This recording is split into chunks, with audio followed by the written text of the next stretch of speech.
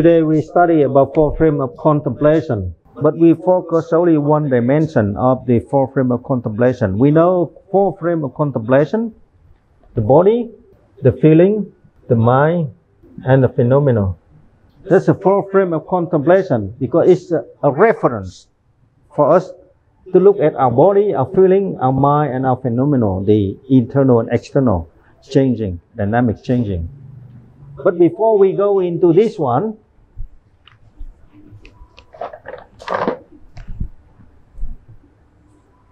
we have to understand how we do it. Because we are practicing. The important thing, we know the body, we talk about that later. What's the comprising of the body? What constitutes the feeling? We talk about that later. But now we have to understand how we do it. How? To meditate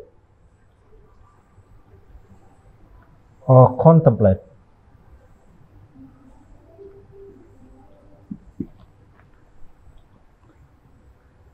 The first step, the basic step, is the observation.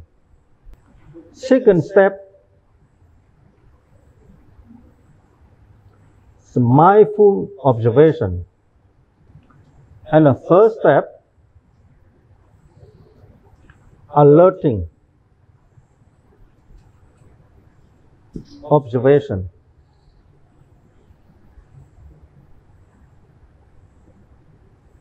And the fourth one, focus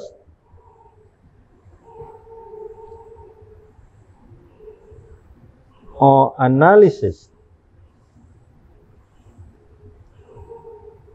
observation. Observation in the four frame or for reference of contemplation, the Buddha say, Bhikkhu, breathing in, you know, you are breathing in. You observe your breathing in. Breathing out, observing, breathing out. The act of air moving in and out. If it is short, you must know it's short. Observe it. Don't interfere with that. Just let it be. It's short, you know, my breath is short, long, in, out. Observing, like the policeman standing in the nozzle, and watching every movement in and out. Don't go astray. Don't go wandering. Just keep your mind steady in the nose. Observation is an act of a policeman watching the traffic. In the cross intersection, the police watching.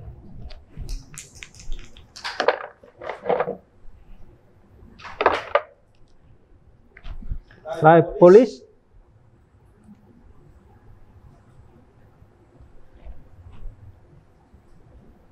just standing there, standing steadily, and eye, ears, nose keep watching. Traffic in, out, left, right. No, knowing that they are moving. The air coming in, the air coming out. Short, long, you have to know. That's a policing act, observation. That's basic. Why we need to do it? Because our mind keep wandering.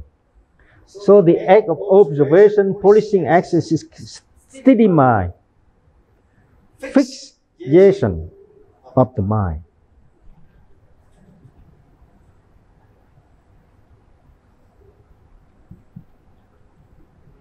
Of my activity.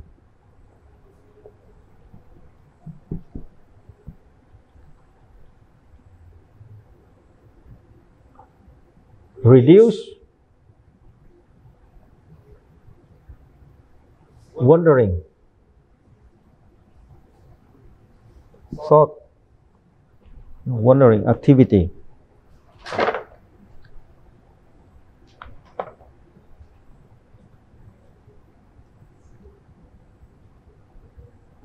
So observation actually is we are acting like policemen, and it has only function. Number one, reduce wandering activities in our mind. Number two is the fixation of the mind in the activity. Now, what do I mean by reducing the wandering activity? 1 minute we focus on the breath, breathing in, breathing out. Another minute our mind go astray to a supermarket or to the kitchen, something, or even not going anywhere but fail to recognize the in and out of the air. We're still here. We are not wandering anywhere, but we lose the focus on the air. And that's the purpose of the observation. Skillfully, the Buddha says skillfully.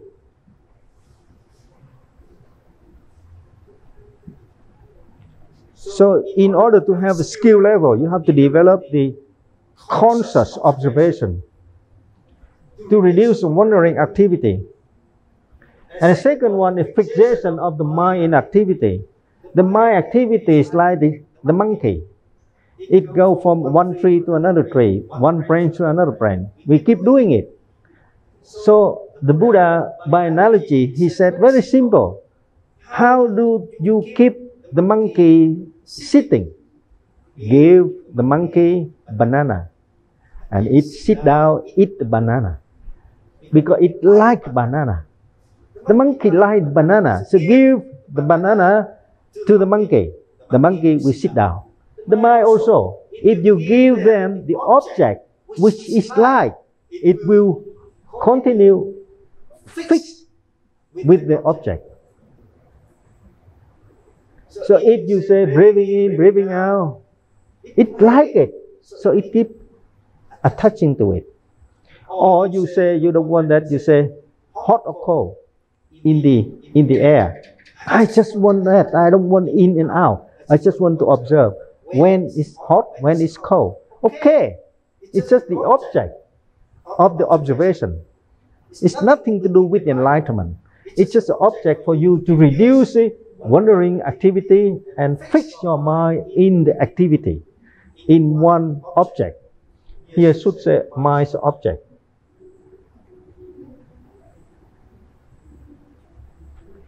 Because objects always have the many objects arising at the same time. So that's why I call activity. You breathing in, you try to focus on the nose, and you're here suddenly hear the dog barking. Or someone knock the door, knock, knock, knock. Or something falling down on the altar. Or somebody walking on the street. Or somebody shouting each other. You listen to it. It's a second object. So first object and second object. And third object.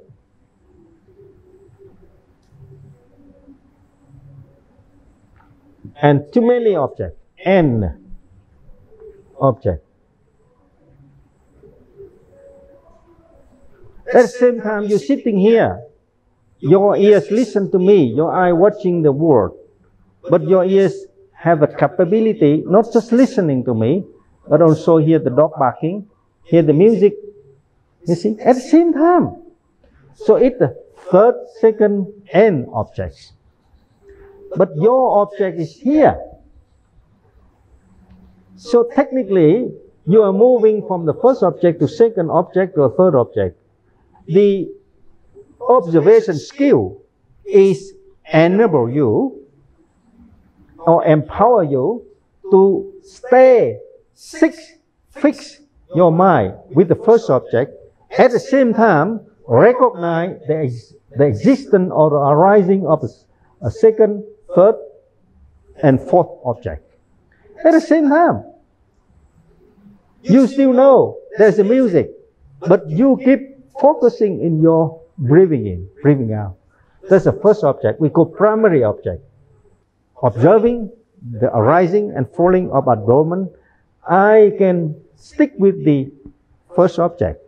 And it's easy to do it because in up and down, everybody can pay attention. So it becomes famous. Mahasi. We have to come back to the Buddha teaching. The Buddha teaching is here. Observation, You have only two ways. One, to reduce the wandering activity in your mind. Second, fix your mind in the object. And the object have many objects, primary object, secondary object, blah, blah, blah. Too many objects. Skillfully observe by stick your mind, fix your mind into the primary object. At the same time, still recognize second, third object. Still hear the dog bark, hear the sound, people walking, hear the music outside. But you see, the motorbicycle just run up. You still hear that, but you're not focusing on that. You still, whatever you do, you come back to your breath, in and out, in and out. That's the observation skill. Second is mindful observation. Is you observe with the mindfulness. You know there is something there. The breathing in, breathing out. There's something else, like the noise, the fan, the noise of the fan. You listen to me. You look at me. But your ears, and you can hear the sound of the fan. And you know there is a fan. Why you know there is a fan moving? Because you are familiar with the sound of the fan already. It's here. And you know the fan's moving. You haven't seen it, but you know. So it's in your consciousness. Yeah. Mindful observation, not to be cheated by the consciousness. You only observe something, you hear, you see. Not something by imagination. Even here, very close, there is the existing of the fan. The fan's existing. You hear the sound. But in the mindful observation, you don't think of the fan. You just know there's a sound. The fan moving. The sound. But don't think there's some correlation between the sound and the existence of the fan. That's too far. You don't do it. So, mindful observation is observing something with mindfulness by eye, ears, nose. Directly. Not by the interference or not by imagination or not by the logic analysis. No. Just I see that. I see the fan. I see the fan moving. And if I don't see it, even I hear the sound. I hear the sound. Sound can be heard. But the moving must be seen. So don't mix up between the two. That the mindful observation is every step we do, we have to be cautious on our breathing in, breathing out. No matter what it is.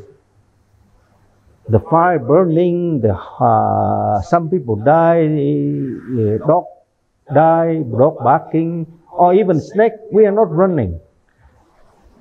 Calmly, cautiously, mindfully observing the breath. Okay? In, out. And the third one is alerting observation. It's a higher degree than the mindful. Mindful is just aware of something exists. The sounds exist. The breath in, out, short, long, hot, cold, exist. We know. It's just mindful. Not just unconsciously breathing in and out. Like naturally we do it without consciousness, without mindfulness. We're just breathing in, breathing out. But now we are practicing meditation, so we have to focus our mind on the object. It's mindful. And when the mind wandering, we know it's wandering. Take it back. Come back to my nose. Watching it. The first step. Alerting stronger. When you're moving out of this primary object, you know. And when it's hot, you know it's hot. Cold, you know it's cold. Here, only in the mindful, there's the existence of the object. And the fourth one, you focus and analyze the object. Deeply engaged. Like sinking in the ocean or in the swimming pool. You got a feeling. when you jump into the swimming pool, hot or cold, you know the water, because you stay in the swimming pool for a while. Likewise, when you do meditation, breathing in, not just be aware that the air just coming in, but also mindful that the air coming in short or long, and I'm following it. Stay as long as I want. In, out, I keep following it. My mind or the policing act keep watching any criminal car or any car violence with the traffic rule. I keep watching it seriously. And also, at the first step, I see the car, the plate number, the driver, the manner is drive, too dangerous, reckless place, I stop it. Or I suspect that there's some criminal activity in the car, I stop it. This one more focused. All the four elements, earth, water, wind, contained in the air. Hard or soft, you know, you feel it. Hot or cold, you can feel it. Today we learn only about the skill observation, how to meditate, how to contemplate. We are not talking about the four frame of conference, because we need a tool before we can go into the analysis. Many ways to apply the Buddha teaching. So first step, you have to observe, breathing in, breathing out, because it's a primary object. The purpose here, reducing the wandering activity and fix your mind into the primary object. At the same time, still recognize the arising of the several objects. But you're not fixing your mind on a several object. You're fixing your mind on the primary object. And then mindful, you know that they're the object. You are not just because the second object, the back, and a third one, alerting. That means you know, because the music so excited, you lose your focus. That's alerting. Come back quickly. Focusing. And the fourth one, not just breathing in, breathing out, but also know it's hot, cold.